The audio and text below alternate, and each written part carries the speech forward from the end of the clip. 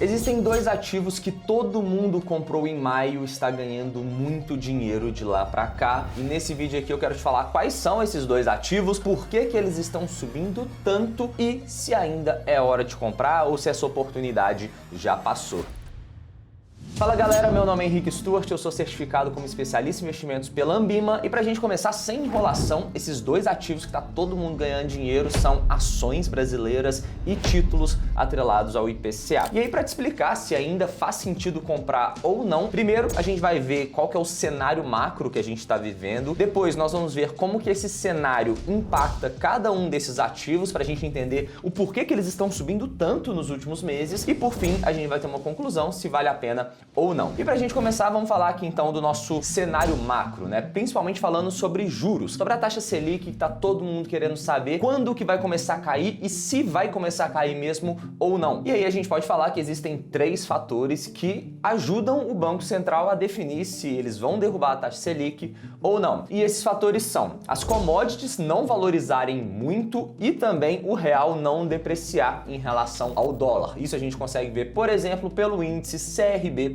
em reais, e a gente consegue ver aqui neste gráfico que nos últimos meses, ali na pontinha do gráfico desde 2021 teve uma subidinha, mas nos últimos meses esse índice já está caindo. Então esse é um primeiro ponto. Segundo ponto é a inflação de bens reduzir e também a inflação de serviços reduzir. E aí se essas três coisas acontecerem, ou algumas delas com mais intensidade do que outras, são sinais de que o Banco Central pode começar a baixar os juros. Por quê? Basicamente, se o preço das coisas está aumentando, se o preço das coisas que você consome ali no supermercado, a inflação de comida, por exemplo, se tudo isso está aumentando, o que vai acontecer? O Banco Central não pode cortar os juros, porque isso estimularia mais a economia, as pessoas consumirem mais. Então, para controlar a inflação, os juros precisam ficar lá em cima. Mas, se, igual a gente está vendo aqui nesse gráfico, por exemplo, da inflação versus a inflação de comida também, a gente consegue ver que lá no finalzinho do gráfico a inflação já começou a desacelerar. Então, isso tudo, juntando com o índice CRB que a gente acabou de mostrar aqui, são sinais de que o Banco Central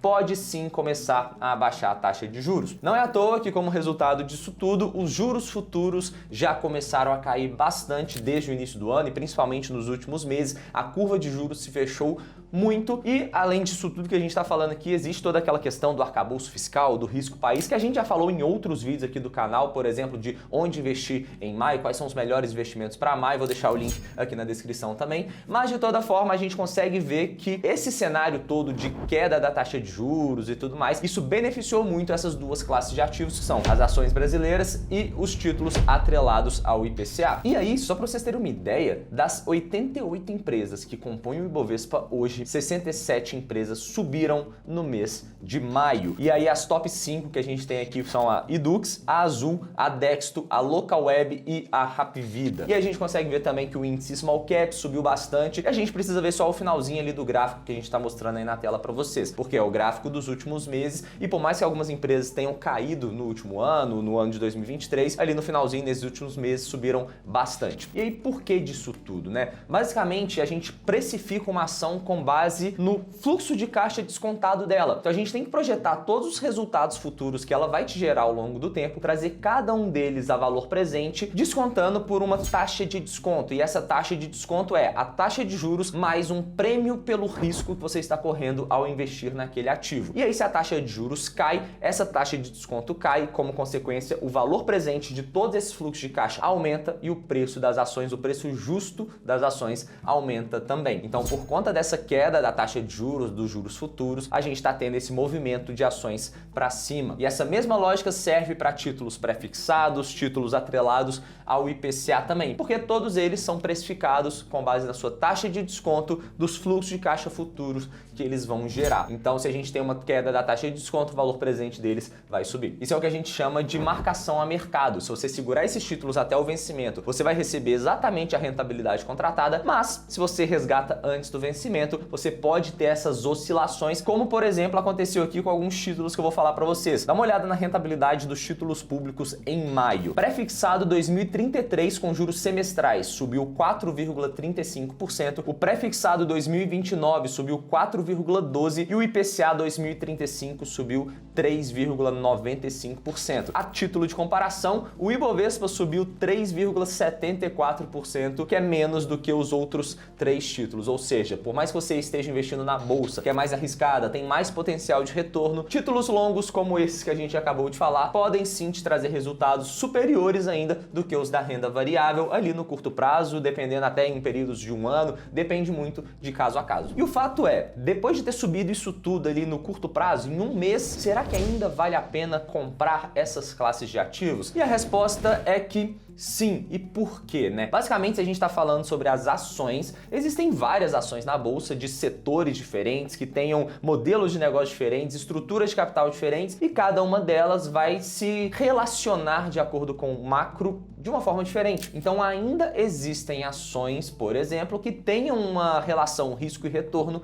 muito atrativa. Mas por outro lado, a gente tem que tomar cuidado também com quais vão ser essas ações que a gente vai colocar na nossa carteira. Porque, por exemplo, existem ações que são muito alavancadas, muito endividadas, e essa taxa de juros dos seus empréstimos são pós-fixadas. Então, enquanto a gente ainda tem uma Selic com um patamar muito elevado, o tanto que elas vão pagar de juros ainda continua sendo um valor muito alto. Mas, de forma geral, com base nessa ideia da taxa de desconto que a gente está falando aqui, se as empresas, na medida que a Selic cai, elas vão pagar menos juros, isso abre margem para ganhar mais dinheiro na última linha da sua DRE, ter mais lucro líquido, e ao mesmo tempo o valor justo, né, o preço justo daquela ação tende a subir por conta da queda da taxa de desconto, isso abre margem tanto para ganhos, porque a empresa vai lucrar mais, então os múltiplos dela, se continuarem os mesmos, faz o preço aumentar, mas também por conta desse movimento de queda dos juros, pode ampliar o múltiplo daquela empresa. Então ela vai crescer os seus resultados e o múltiplo dela também aumenta, isso abre margem das ações valorizarem bastante, mas obviamente existem casos e casos, tem que saber analisar certinho quais são eles. E se você quer se beneficiar desse movimento, mas sem correr risco específico de uma ação ou de algumas poucas ações, você pode investir, por exemplo, em um fundo de ações ou então em um ETF que vai replicar o desempenho